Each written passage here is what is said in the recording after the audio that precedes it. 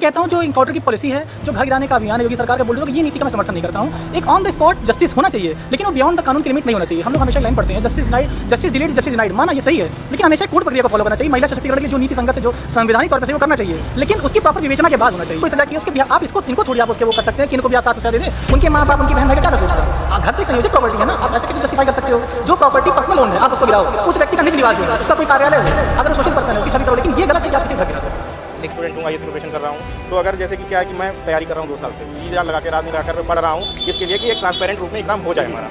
अगर हमारा वो एग्जाम ट्रांसपेरेंट रूप में ना होकर मैं एग्जाम देकर आया, 24 मई को जैसे होने वाला है, मैं देकर आया, अगर वहीं शाम को पता चले कि कुछ पैसे वाले लोगों ने पेपर खरीदा और लीक हो गया, हमारी मेहनत का क्या?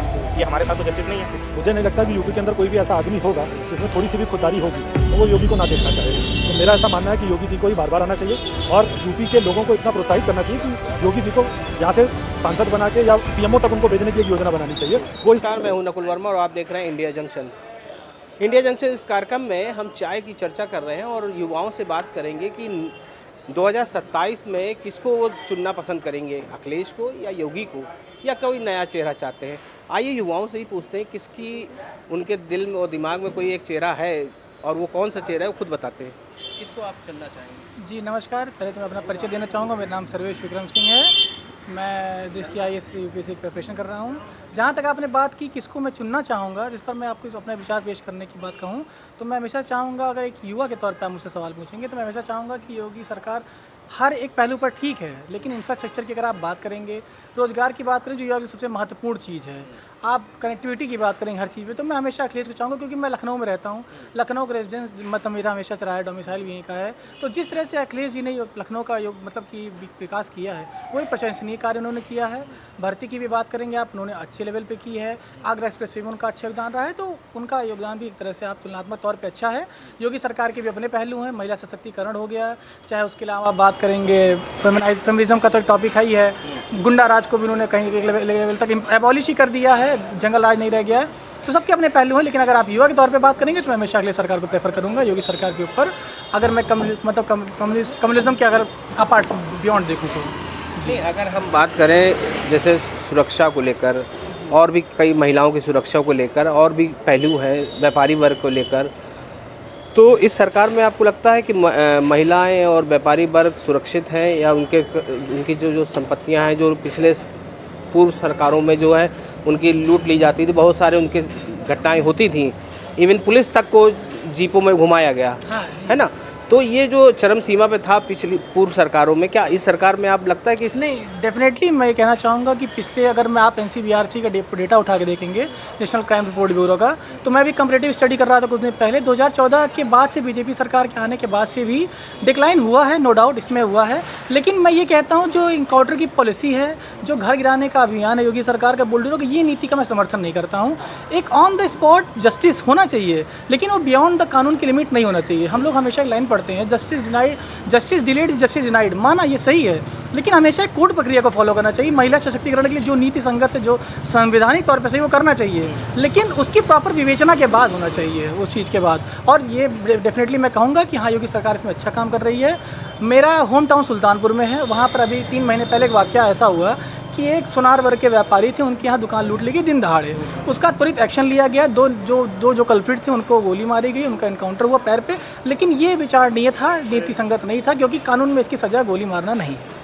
लेकिन जैसे आपने बताया कि उनके साथ जो है उनका घर तोड़ दिया जाता है, बहुत सी चीज़ें समय सरकार में बुलडोज़र का बहुत चरम सीमा पे है, लेकिन आपको नहीं लगता कि लेकिन योगी सरकार का तो ये कहना है कि हम उन्हीं लोगों के घर गिराते हैं जो आपराधिक छवि के होते हैं या किसी गलत कृत्य में लिप्त होते हैं, हम आम व्यक्ति का नुकसान नहीं कर रहे हैं। जी डेफिनेटली आपने जो कहा मैं मानता हूँ एक हद तक, लेकिन अगर आप कानून के पहलू से अगर आप अवेयर होंगे तो आपको एक बात अच्छे से पता होगी कि जो भी कल्प्रिट होता है उसको सजा दी जाती है, ना कि उसके परिवार को। परिवार एक संयोजित प्रॉपर्टी होती है, इसमें परिवार साथ मिलकर रहता है, उसमें उसके माँ बाप बहन भाई। जिसने गलती की है सज़ा उसको मिलनी चाहिए, ना कि उसको मिलना चाहिए जो उसका भुक्तभोगी ही नहीं है।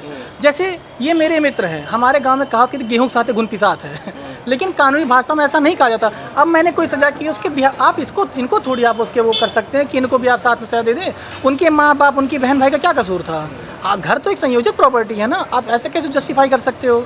जो प्रॉपर्टी पर्सनल ओन्ड है आप उसको गिराओ, उस व्यक्ति का निज निवास जो है, उसका कोई कार्यालय हो, अगर वो सोशल पर्सन है उसकी छवि करो, लेकिन ये गलत है कि आप किसी का घर गिरा दो। जैसे कि अभी भैया ने कहा ही है कि 2027 किसी भी चीज़ को देखने के दो पहलू होते हैं। जैसे कोई भी अगर हम सिक्का उछालते हैं कॉइन को, तो या तो हेड आएगा या तो टेल आएगा। तो जैसे कि देखा कि रोज़गार मिल रहा है और जो बहुत सी चीज़ें हैं वो अखिलेश सरकार ने हाँ नो डाउट बेटर दिया है। और जो इंफ्रास्ट्रक्चर क्रिएट हुआ, जैसे हम लोग राम मनोहर लोहिया पार्क देख रहे हैं, जनेश्वर मिश्रा पार्क देख रहे हैं, लखनऊ मेट्रो देखें, तो राज्य को ये मतलब इंफ्रास्ट्रक्चर तो दिया है अखिलेश सरकार ने। बट वहीं पे अगर देखते हैं वीमेन एम्पावरमेंट की बात कर रहे हैं, वीमेन सिक्योरिटी की बात कर रहे हैं, और भी बहुत सी चीज़ें हैं, ऑन द स्पॉट डिसीजंस जो होते हैं, वो ये है कि योगी सरकार इसमें कई मामलों में खरी उतरी हुई है।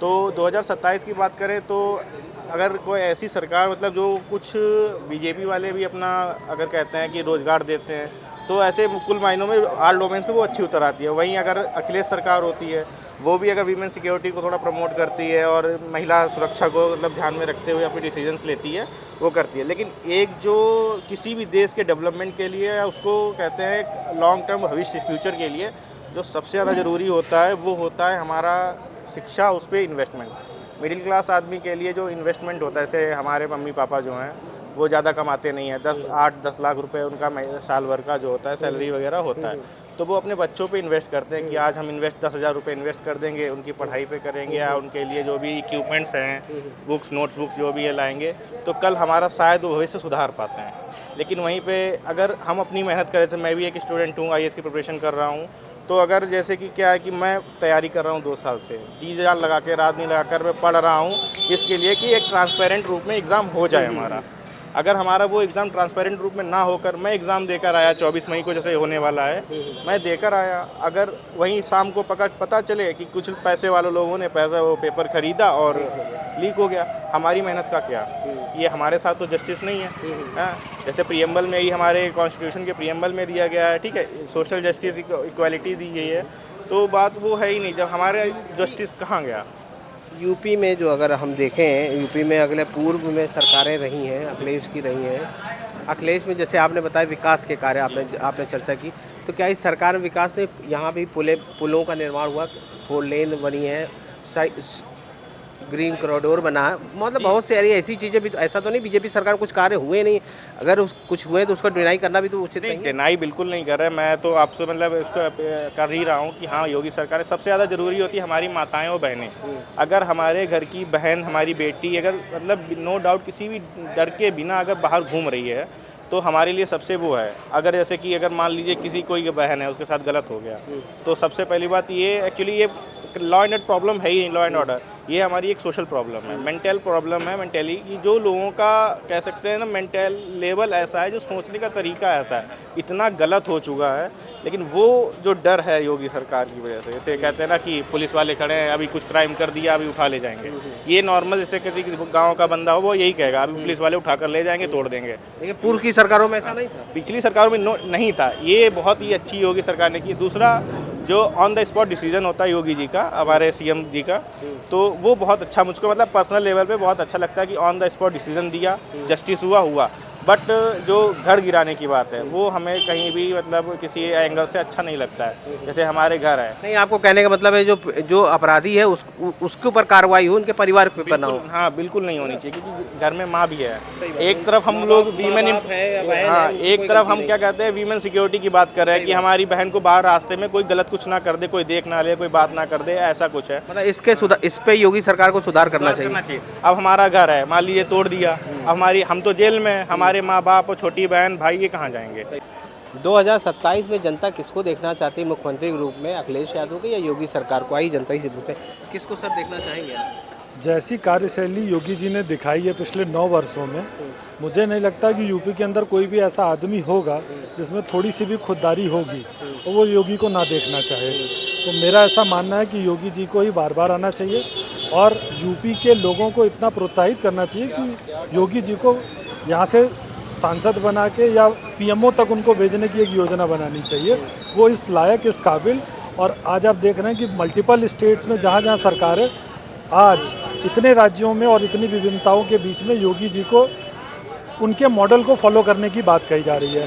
तो मेरा ऐसा मानना है कि जब तीसरी बार योगी जी शपथ लेंगे तो यूपी के लिए बहुत गौरव का पल होगा। लेकिन कुछ लोगों का तो ये कहना है जो सरकारों में जो है परीक्षाएं जो लीक हो रहे, पेपर लीक हो रहे हैं, रोज़गार नहीं मिल रहा है, युवाओं परेशान है, तो ऐसे में क्या सरकार इस पे अगर ध्यान दे तो और बेहतर हो। बिल्कुल, ये सब मुद्दे जनता के हैं जो कभी नहीं ख़त्म हो सकते। इसका एक उपाय है जनसंख्या नियंत्रण, जिसमें खुद यहाँ के लोग ही नहीं चाहते। जब आपके पास संसाधन सीमित हैं और जनसंख्या बढ़ती जा रही है तो उसको कहीं तो आप लगाम लगाएंगे। आप जॉब की तो बात करते हैं, लेकिन जो जनसंख्या के नियंत्रण की बात है ये कौन करेगा? ये जनता करने से कतराती है। तो जनता एक तरफ देख रही है, अगर दोनों तरफ देखे तो जनसंख्या नियंत्रण कानून होना चाहिए और सरकार को इतना सीमित संसाधनों में उनको पूरा करने के लिए आश्वस्त करना चाहिए लोगों को। सीएम के रूप में आप योगी सरकार को देखना चाहेंगे किसी और चेहरे को? देखिए, अखिलेश जी दिल्ली में ज़्यादा खुश हैं, तो मुझे लगता है यहाँ योगी जी को रहने तो ज़्यादा बेहतर होगा। योगी जी संभाले यूपी को? 100% उनमें क्षमता पूरे देश संभालने की है, लेकिन यूपी का सौभाग्य रहेगा जो योगी जी ज़्यादा लंबे समय तक यूपी को ही देखे। लेकिन अखिलेश तो कह रहे हैं यहाँ पे गुंडा राज हो गया है। देखिए, विपक्ष का काम है कुछ ना कुछ कहना। उनके समय में क्या हुआ, उनके पिताजी के समय में क्या हुआ, वो किसी से छुपा नहीं है। तात्कालिक मुद्दे हैं, जनता थोड़ी भुलक्कड़ टाइप की होती है, लोग भूल जाते हैं। 9 साल अभी जिस तरीके का सुशासन उन्होंने देखा, मैं दावे के साथ कह सकता हूं कि भारत के किसी कोने में इतना बढ़िया शासन आपको योगी जी के अलावा कोई करता दिखेगा नहीं कभी भी।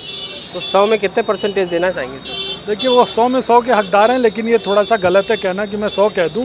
मैं ये ज़रूर कहूँगा कि उन्होंने जनता को बहुत ही ज़्यादा विश्वास दिलाया है और जनता का भरोसा जीता है। धन्यवाद। किसको चुनना चाहेंगे सर? जंक्शन, खबरों का जंक्शन।